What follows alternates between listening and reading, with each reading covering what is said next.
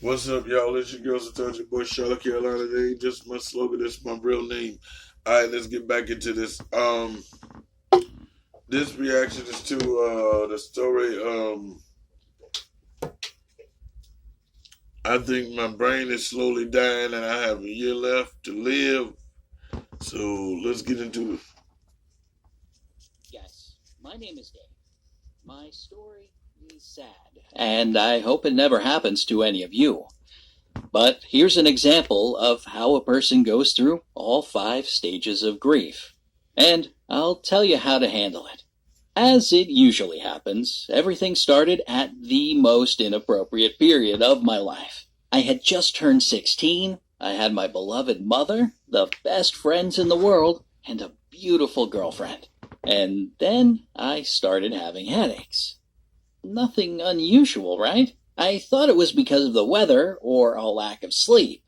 So I was just taking painkillers and minding my own business. But after a couple of weeks, I became dizzy, which just added to the pain. I was just lying on the bed, but it felt like I was rocking back and forth, like I was on a ship in a storm or something. Obviously, I had to go to the doctor.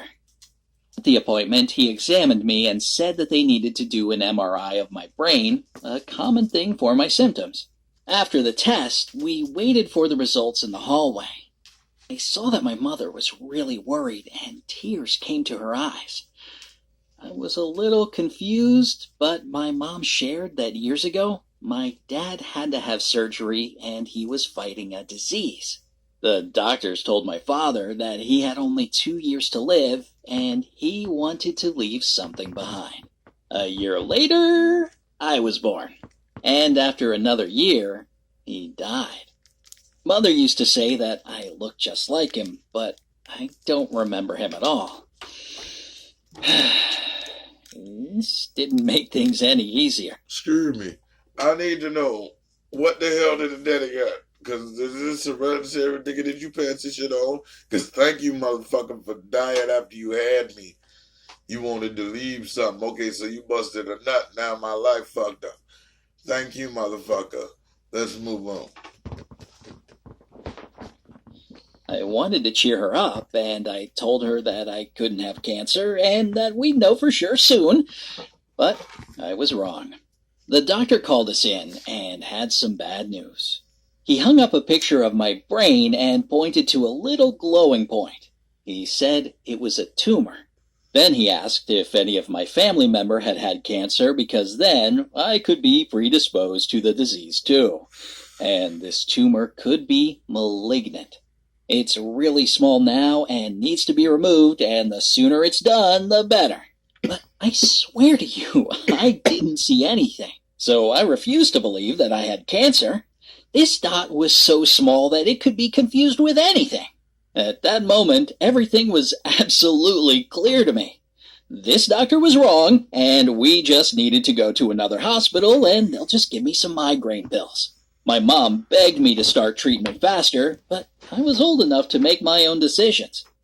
After another week, I was downing painkillers and trying to convince my mom that I was better so she wouldn't worry.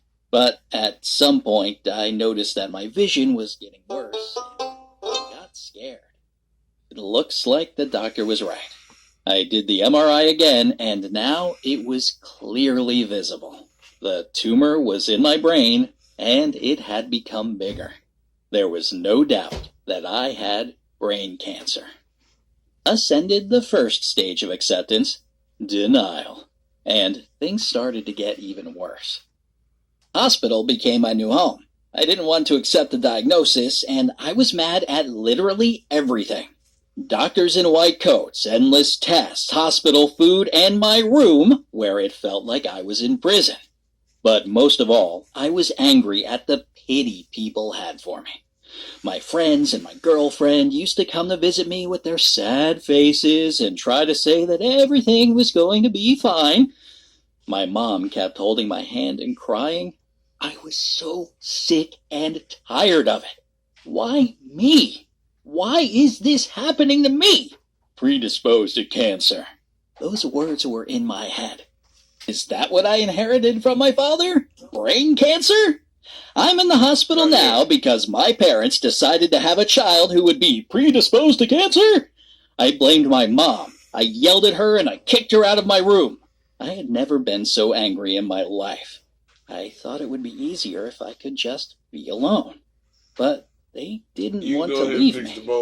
I was under the drip. A whole delegation of my friends came to me. And, of course, they started to say how important it was to be with your loved ones, and that my mom should be with me, and blah, blah, blah. Every word of it made me angry.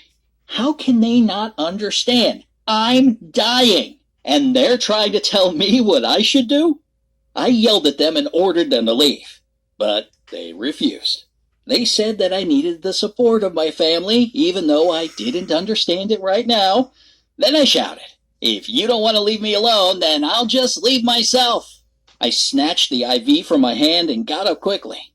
But even before I could get to the door, my head started spinning and my eyes started to darken, and a second later I passed out. This was the stage of anger. It's very dangerous because I could hurt myself and others in a rage. I woke up, and the first thing I saw was the scared faces of my friends. I was terrified, and I started to cry. There was only one thought in my head: I don't want to die. The first time, I felt so scared, and I repeated those words like a mantra. I don't want to die. I don't want to die. After a couple of days, I was ready for surgery. I don't want to frighten you, so I'll leave out all the details. But it is important to know that the operation didn't solve the problem completely. Because before, when I went to the doctors and refused to believe them, the cancer had more time to progress. And the surgery just basically bought me a little more time. As the doctor said, I'll live for another 2 or 3 years. Yeah, now I had my expiration date. I wasn't going to put up with this. After I got out of the hospital, I spent my days on the internet reading about people who had cases like mine. And I learned that some people live much longer than 3 years. Some of them have even fully recovered. In my search, I came across an article about a man who had... Fast facts about biosimilars. The goal of biosimilar development is to treat a biological drug that is highly similar to a... Next. had beat cancer. And this man has published many books about his own fight with the disease and how religion had helped him. I read them all. Incredibly, he was able to overcome the disease with the help of spiritual practices, and now he travels the world and teaches them to other people. I thought, this is my chance. Soon he was supposed to have a seminar in a town nearby, but when I told my mom about it, she didn't share my enthusiasm. Quite the opposite, actually. She got scared and started to worry. She was afraid I was going to get into some kind of a cult. But I convinced her that it was all okay and that I really needed it. She agreed to let me go on one condition. She would come with me to make sure everything was fine. We spent a lot of money, and I was really looking forward to the seminar. Arrived at the venue. It turned out to be some kind of a gym or something where they set up a stage and some chairs. The audience was full of very strange people. Soon the mentor came on the stage. Almost an hour, he talked about the spiritual... And as you notice, I haven't paused this video a lot because it makes sense so far. Let's go. ...world of man and how material things interfere with spiritual development. But then he said that now he was going to show the audience how everything works. A boy in a wheelchair appeared on the stage, and the mentor said he was going to make the boy walk with the power of will. There was silence for a moment. Mentor looked at the boy for a few seconds and... Scared me. I jumped the gun. They started with the bullshit again. Like that woman with the swollen arm, and then they go over there and touch her. And then she show up at the next one, next week at another spot and do the same damn trickery. This that good times shit. That James Evans shit. That bullshit. That Reverend Ike shit. That bullshit. Them revival nights. And that bullshit. Suddenly, the boy got up and started walking. The crowd Satan. exploded with applause. They were just crazy about what they saw. They even started to get up from their own seats and try to get on stage. It was complete chaos. At that moment, my mother took my hand and quickly led me to the exit. I asked her why we were leaving, and Mom said, Bullshit. "Can't you see? This man is a fraud. I knew it." Thank But God. then why did you let me go? I asked. Yes. Then my bitch. mother explained everything to me. She said she wanted me to see it for myself. I have hope for my recovery, and this hope can be manipulated and used by other people. And she was Amen. right. I mean, I was ready to do anything to give myself at least one extra day of life. I feel you. And that's why the bargaining stage is dangerous. You have this blind hope for happiness, and people can cause themselves and others even more harm, or even lose what they already have. So, I just had to be reasonable and accept my fate. After realizing that I couldn't change anything, and that these 3 years are all I have left, the heavy burden of the depression stage fell on me like a ton of bricks. I had to Damn. keep living, but why? For what reason? I won't be able to see student life, I won't be able to travel, I won't be able to have a family. During the day, my girlfriend would try to cheer me up, and I'd feel better. But at night, I had insomnia, and I was immersed in my own dark thoughts. That's cute, but I read books about death, we and need an watched early sad part movies. on pussy. I need One night, something. though, I Shit. noticed something. Fuck a In books and cheerleader, movies, bitch. the heroes often go to see the sunrise on the ocean. The Like fuck a in the bucket sunrise. list or knocking on heaven's door. And I came up with this crazy idea to just get up and go drive to the ocean with my girlfriend. The journey would probably take a maximum of 2 hours. Shit, We would be I able don't to see wanna the be next to no sunrise, water. and then we could be back home by the next morning. I haven't done anything romantic. Can my side be firm? And my side super soft. Yes, with the Sleep Number 360 Smart Bed on sale now. You can both adjust Alright, your comfort so- with your so- Sleep Number setting. Come on, Pop, time to go. Can I help A you? forward? bound of it. Take for a long time, so I wanted to surprise Lily.